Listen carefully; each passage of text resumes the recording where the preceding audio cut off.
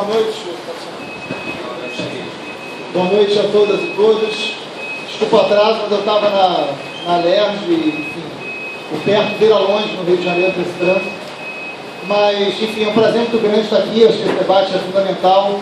Acho que é muito importante. Quero agradecer e parabenizar a direção do partido pela iniciativa desse debate, dessa possibilidade de troca. Isso é muito importante para a gente e acho que é muito importante para a construção de um fortalecimento da militância, para criar esse senso de pertencimento que é decisivo, que é o que nos diferencia, né, fundamentalmente de todo o resto.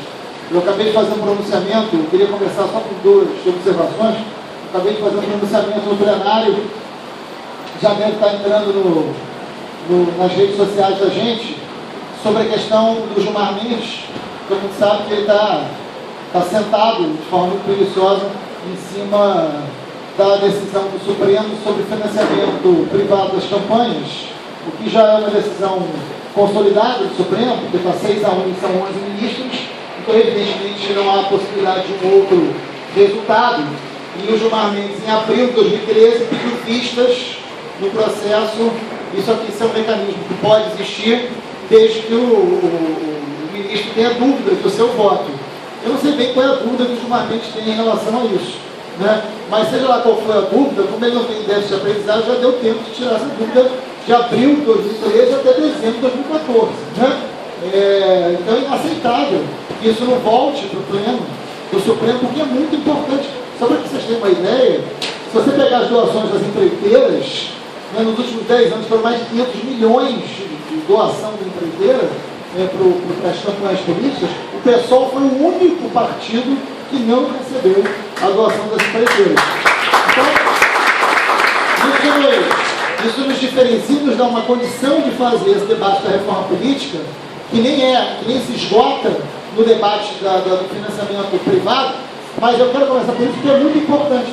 E eu fiz, enfim, o pronunciamento está nas redes sociais, que vocês vão olhar, não precisa olhar agora, né? mas depois olha. Mas tem algumas coisas que são muito importantes para a gente, para pensar o Rio de Janeiro, para pensar a cidade. Eu queria fazer um vínculo de uma coisa com a outra, né? Então, por exemplo, eu tenho alguns números aqui, espero que eu tenha trazido. Só porque, quando a gente fala de financiamento das empreiteiras, às vezes a gente não tem muita dimensão do que isso significa.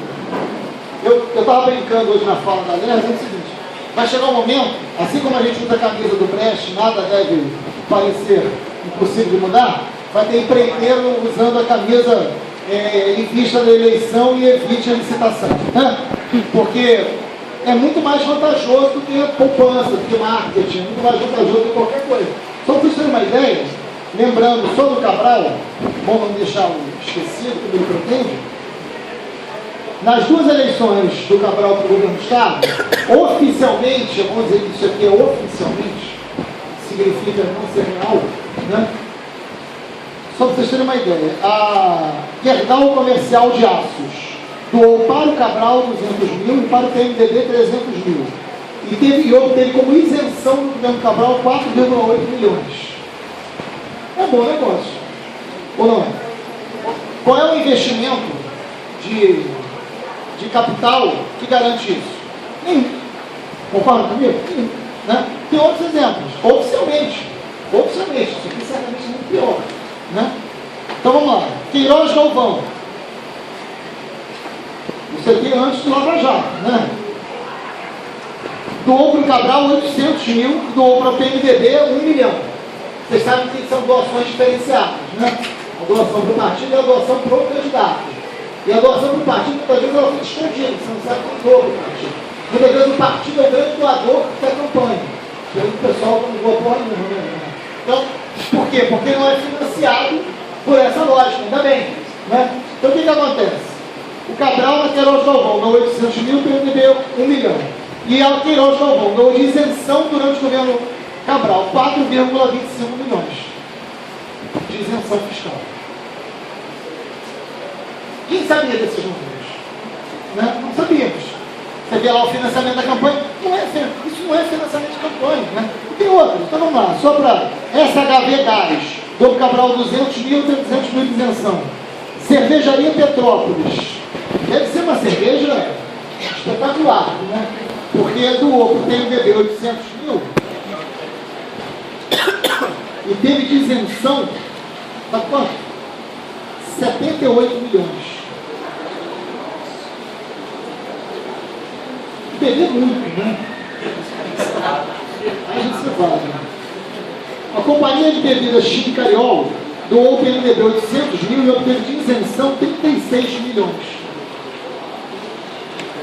E por fim a Odebrecht, né? Por isso que a gente diz que mais Brecht menos Odebrecht, doou para o PMDB 200 mil e obteve de isenção 234. Isso não é verdadeiro, né? Mas, eu estou falando isso.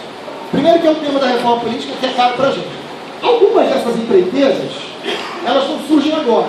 A relação dessas empreiteiras com a política é anterior. Algumas, inclusive, são financiadoras do regime militar. Algumas importantes empreiteiras financiaram o regime militar, financiaram a tortura, financiaram o desaparecimento político, financiaram a violência estatal, financiaram a barbárie do Estado. Não foram poucas as empreiteiras que financiaram a página infeliz da nossa história desbotada na memória das novas gerações. E agora, no processo democrático, com todos os questionamentos, mas enfim, nos tempos pós-ditadura, a grande ameaça que o Estado democrático hoje tem é qual é o modelo democrático que a gente vai exercer. A ameaça maior à democracia hoje não está na possibilidade de um golpe, por mais que chove lá fora e alguns sejam saudosistas. Mas a ameaça da democracia hoje não está numa possibilidade de golpe militar. Não está. A ameaça da democracia hoje está na própria democracia. Qual é a vida democrática que a gente vai ter? A democracia ela é naturalmente rebelde. A democracia ela gera sempre a necessidade de mais democracia. Quanto mais a gente participa, quanto mais a gente pode participar, mais a gente quer. E hoje há uma grande crise, exatamente de representatividade pelo desejo de participação. Então o grande debate que o pessoal tem que fazer hoje é qual é o modelo democrático que a gente está defendendo. E aí eles vão debater qual é o modelo de cidade, qual é a organização partidária, quem é que financia o nosso partido, qual é o modelo de campanha que a gente está fazendo. É exatamente isso. Esse é o grande debate que a gente tem que fazer. E aí é fundamental esse tipo de organização política, porque isso tem tudo a ver com o tipo de programa que a gente vai construir, como a gente vai construir e como a gente vai governar, com quem a gente vai governar. Esse é um debate que vai ser fundamental. O debate de 2016, e a gente não pode ser movido exclusivamente pelo processo eleitoral. Não dá para a gente se reunir em 2016. É fundamental que a gente comece a se reunir. Até porque o que aconteceu em 2012, o que aconteceu com o Tarcísio, que a gente precisa de nomes, mas o que aconteceu com o coletivo, que foi o tempo inteiro construído, isso vem se acumulando. E eu acho que o grande momento que a gente vai ter num diálogo maior com a sociedade pode ser assim em 2016, mas o que vai acontecer em 2016, fundamentalmente, vai depender da nossa capacidade de organização, de debate, de construção de pertencimento a partir de agora. Por isso que é muito bom em dezembro de você encher a sério do partido. É muito importante que isso aconteça desde agora. Porque o que vai acontecer lá vai ser fruto do que a gente plantar aqui agora. E aí, qual é o debate de cidade que a gente está fazendo? Esses caras que financiaram a ditadura, que agora financiam esse modelo de democracia que interessa a eles, é a democracia do poder econômico que eles querem. O que determina quem ganha a eleição hoje é quem tem poder econômico. Né? A gente quer quebrar isso. É muito importante. Quando o pessoal diz, fomos o único que não fomos financiados por vocês e vamos disputar uma eleição contra o poder econômico de vocês e contra o poder político que vocês representam, porque é isso eles fazem do resultado democrático executivo do capital. Quem hoje administra a cidade de negócio, é o capital. Quando a Odebrecht, a Queiroz Novão, a Camargo Correia, a OAS, quando eles financiam a campanha, no Tarcísio disse isso brilhantemente inúmeras vezes, quem paga a orquestra escolhe a música. Todo mundo lembra dessa frase do Tarcísio, que é muito sintomática, é muito pedagógica. Né? Por que a gente está dizendo isso o tempo inteiro? Porque esses caras fazem com que o capital deles investido na política se torne um capital decisivo das relações políticas da cidade. Por exemplo, qual foi o grande motor motivador, que eu acho que chato não vai ser comigo, qual foi o grande motor motivador das manifestações de junho de 2013? Pelo menos o inicial, o que deu lá o... Oi? Que ele coordenou lá a mobilidade urbana. Não é isso? De alguma maneira, é a mobilidade urbana. Por quê? Porque era uma crise urbana, que eu vou colocar. Nós temos uma pauta rural das mais importantes. Nós temos uma pauta agrária das mais importantes. Aliás, local e endereço de muito retrocesso do governo do PT. Né? A pauta agrária é das mais importantes, sabendo disso. Mas o que acontece em junho 2013, fundamentalmente é um grito urbano. Até que acontece nas universidades, nas médias cidades, os cartazes, as manifestações, elas são de pautas urbanas. Porque há uma crise urbana, a gente conversa muito sobre isso, é a primeira vez no planeta que o número de pessoas vivendo na cidade é maior do que no campo, né? E isso é irreversível. Então a tendência é que as cidades do hemisfério sul absorvam mais de 90% do crescimento urbano do planeta, ou seja, nós temos um debate sobre a vida urbana, qual vai ser a vida urbana, e esse debate da vida urbana está diretamente relacionado à vida democrática. Qual é a democracia? Tem a ver com qual é a concepção de cidade que a gente tem, a quem pertence a cidade, a quem serve a cidade, qual é o modelo de cidade, qual é o modelo de desenvolvimento, tem a ver com o modelo urbano que a gente vai debater. E é isso que está em jogo. É isso que a questão está em jogo. Já estava em jogo em 2012, se acentuou, e em 2016 é um momento decisivo dessa história. Né? Nós vamos disputar uma concepção de cidade. E nós seremos protagonistas dessa disputa. Nós estaremos polarizando o que é de mais poderoso do outro lado, que é todo esse capital reunido. Qual é o capital da gente? É a militância, é a capacidade de organização política, é o convencimento de uma outra possibilidade de cidade, com quem vive as contradições dessa cidade. A luta de classes estará no centro do debate político dessa concepção de cidade, dessa concepção urbana. Esse modelo de mobilidade urbana explode porque é decisivo para a concepção de direitos. A mobilidade não é um detalhe. A mobilidade é decisiva na vida urbana. Explode a mobilidade, o preço da passagem, né? Nós vamos lembrar disso. Os financiadores da campanha, que são os empresários de ônibus. Lembra do Beto? Tem um vídeo do Beto claramente dizendo: eu era da Câmara Municipal e eu retirava da pauta qualquer coisa que inviabilizava os interesses dos empresários de ônibus, que eram financiadores da campanha do PMDB. É esse o jogo que está colocado. Né? Era esse o jogo ali. Ali é muito evidente. Mas não é só isso. Quem hoje administra a mobilidade urbana, quem tem a gestão da mobilidade urbana do Estado? Quem tem? São exatamente as empreiteiras. Quem administra o metrô? Quem ganhou a concessão do metrô? A OAS, a principal financiadora da campanha eleitoral. Quem administra a Supervia? Os trens da Supervia? Quem tem a gestão? A Odebrecht. Quem tem a gestão da barca? A CCR. São duas empreiteiras. Que é a mesma que tem a gestão da ponte, né? Uma parte delas, principalmente a OAS, Odebrecht e Carioca, tem a gestão do Porto Maravilha, tem a gestão administrativa do Porto Maravilha. Então, se você olhar a cidade, naquilo que ela é mais importante, que diz respeito ao território, a política de remoções e a mobilidade, quem tem a gestão, quem decide quem dá o capital político, não é só o capital financeiro. O que eu estou dizendo é que quem tem o capital financeiro das campanhas tem também o capital político da decisão das cidades, que são as empreiteiras. É isso que está em jogo. Então, quando a gente está denunciando isso e associa isso à decisão dos ultimamente, a gente traz para o debate nacional, o debate da cidade, dos mais importantes. Como que a gente se posiciona em relação a isso? E qual é a nossa proposta em relação a isso? É a ampliação da democracia. A resposta à cidade de negócio, a resposta à cidade de cimento é a cidade de sentimento, é a cidade de pertencimento. Porque uma cidade de negócio é a cidade de espetáculo, é a cidade da grana, é a cidade das decisões econômicas, é a cidade de quem determina, quem tem o poder econômico, e tudo vira fonte de lucro. Isso vai estar no auge em 2016, que é o momento da Olimpíada. O último grande evento da agenda típica de uma cidade como o Rio de Janeiro, que é uma cidade laboratório desse capital, desse projeto. É isso que é justo. É essa a questão central que é justo. Né? O que a gente tem que fazer, e aí eu acho que é decisivo, é primeiro romper com a política que está morrendo. Tem um ciclo político, e o Vladimir, o Safato, fala muito bem isso, tem um ciclo político que está morrendo. Tem uma concepção política, e muita gente morrendo junto com ela, né? É uma concepção política das alianças feitas pelas cúpulas partidárias, das alianças feitas sem nenhum compromisso de programa, né, ou de debate sobre o que se pretende. Né? Alianças feitas com partidos que se somam apenas para gerar tempo maior de TV, e o resultado do tempo maior de TV é negociado através de cargos, secretarias, né, num grande leilão do espaço público, tornando esse espaço privado de interesse das cúpulas partidárias. Esse processo, essa política foi hegemônica até então, foi vitoriosa até então, nós enfrentamos isso em 2012. Ou não lembramos disso? Lembra? Nós tínhamos um minuto de TV, o Eduardo Paes fez 16. fora, estornou o RJ. Né? Então, porque ele tinha 21 partidos aliados. Haja consenso, né? Ou cargos. 21 partidos aliados. Então, essa lógica é uma lógica que está morrendo. Essa lógica é uma lógica que provavelmente não funcionará em 2016 mesmo que naquele. Como é que a gente enfrenta isso? Qual é a lógica de aliança que a gente tem que fazer? É essa que a gente está fazendo. É chamando um conjunto grande da sociedade, e aí aqui a gente fala sempre, o Chico Alencar fala assim, a gente tem que ter a capacidade de conversar com os diferentes e com os indiferentes.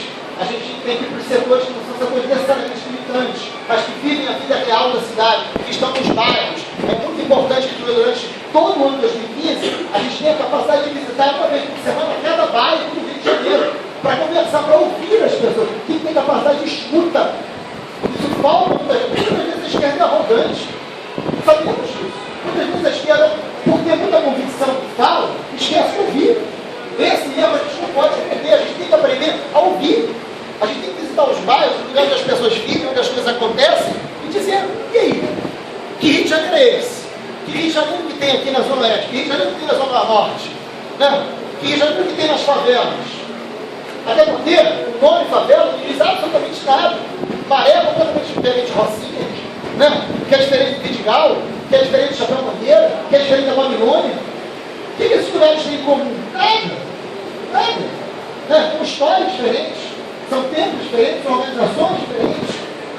Então, a capacidade de ouvir territórios, entrar nos lugares, conversar com as pessoas, é decisivo para que a gente conheça esse Rio de Janeiro que será disputado. Que o nosso programa entre nas ruas e nas redes, evidente que a gente vai precisar partir de algum lugar, mas durante o ano que vem, inteiro a gente tem que ampliar esse debate. Para chegar no 2016, temos uma concepção de cidade, mais do que no papel, o sentimento de cada militante. E esse sentimento de cada militante não cabe no pessoal.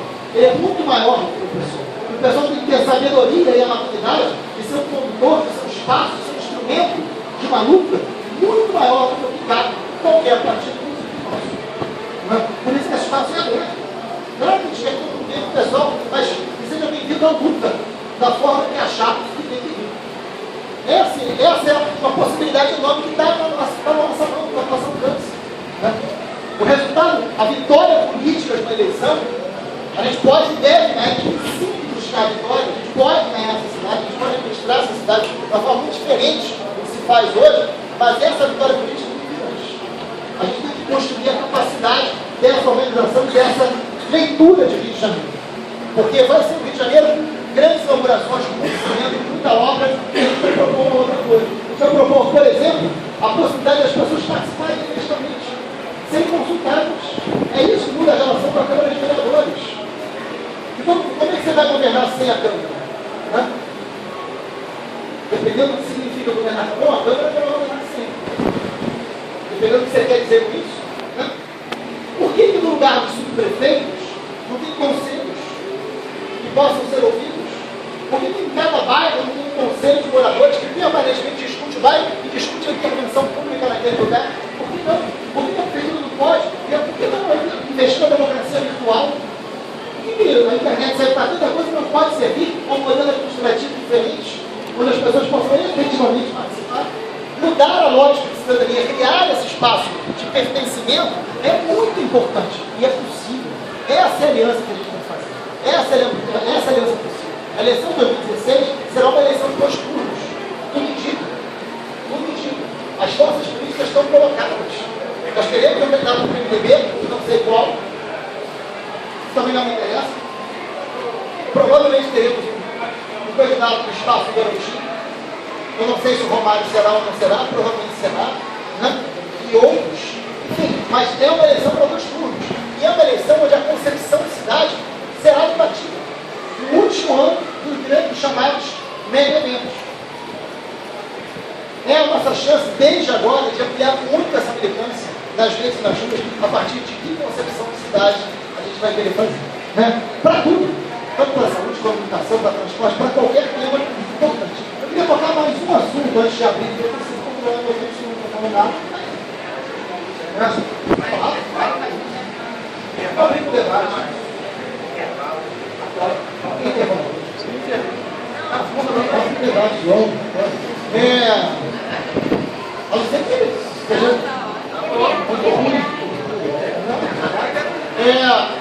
Mas vamos lá. E aí eu queria tocar mais um ponto que me agoniou muito esses dias.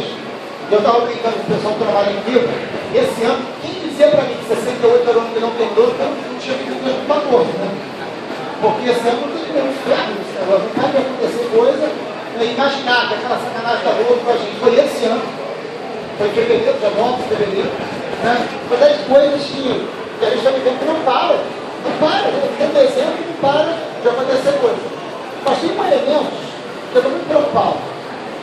Eu acho que a gente tem que reafirmar isso.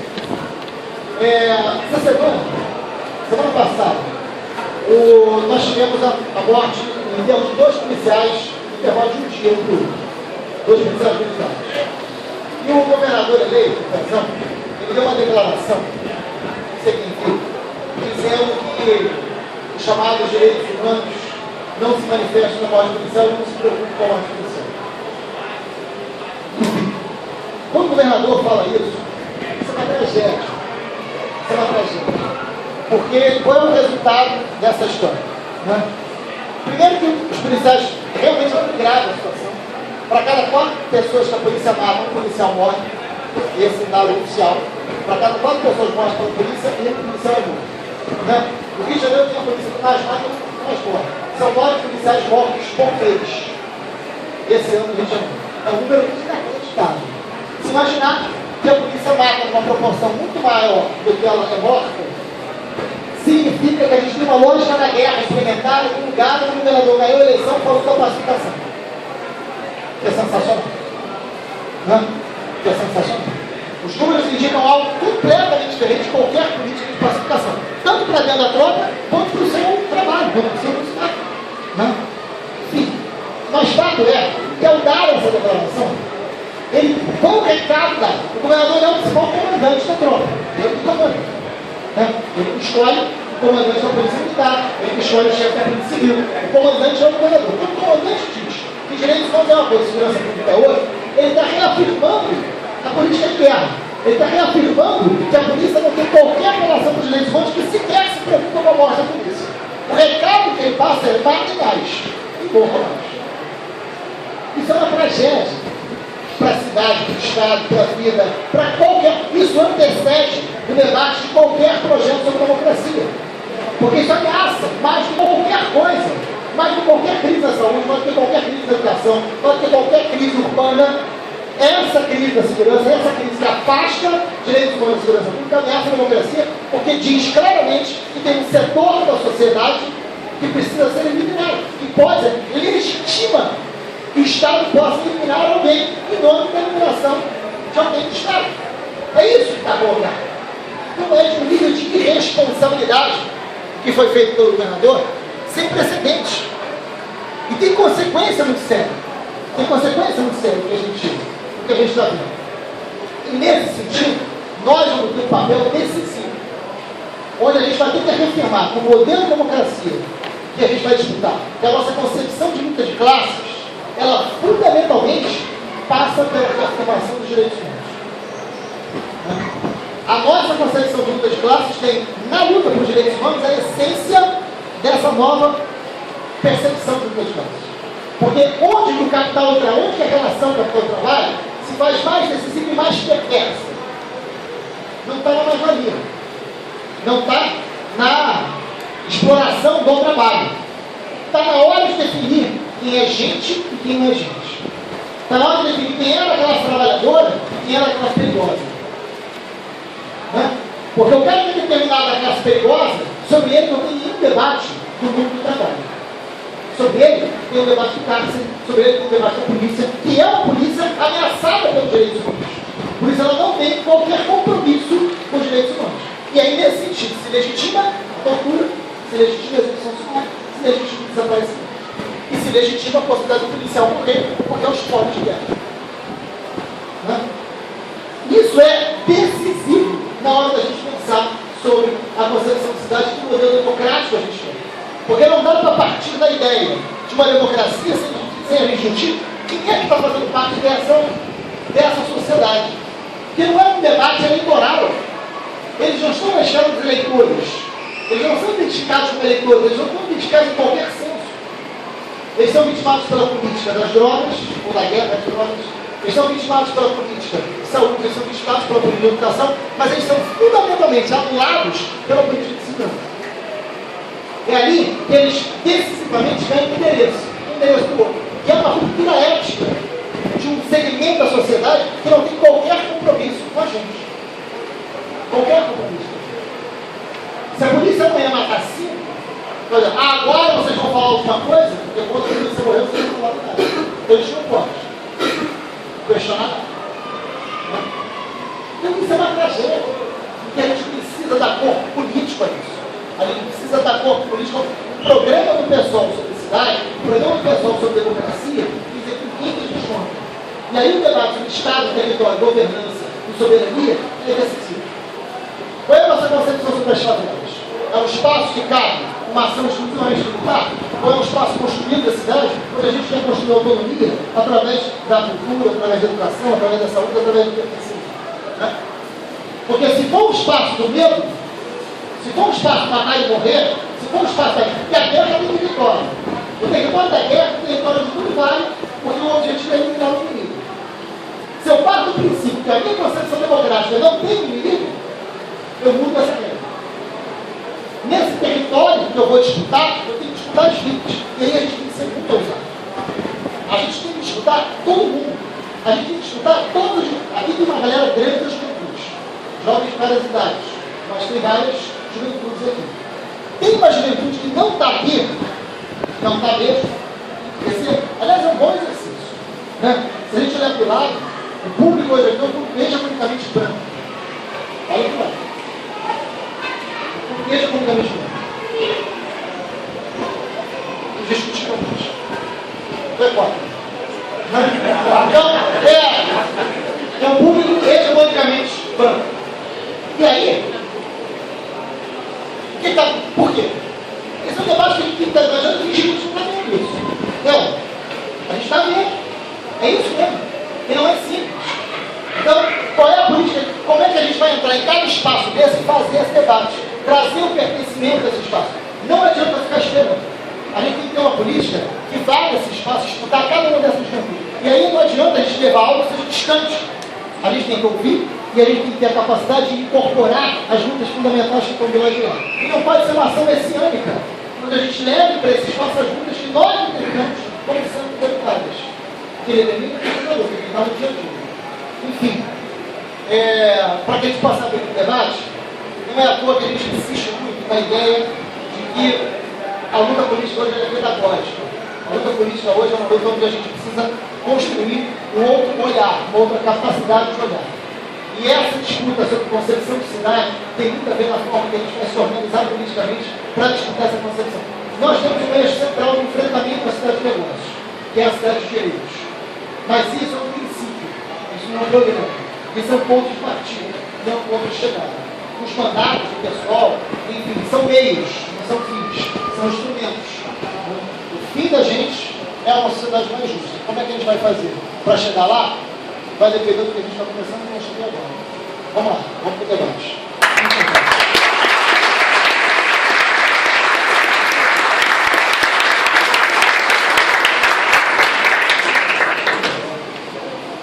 Debate.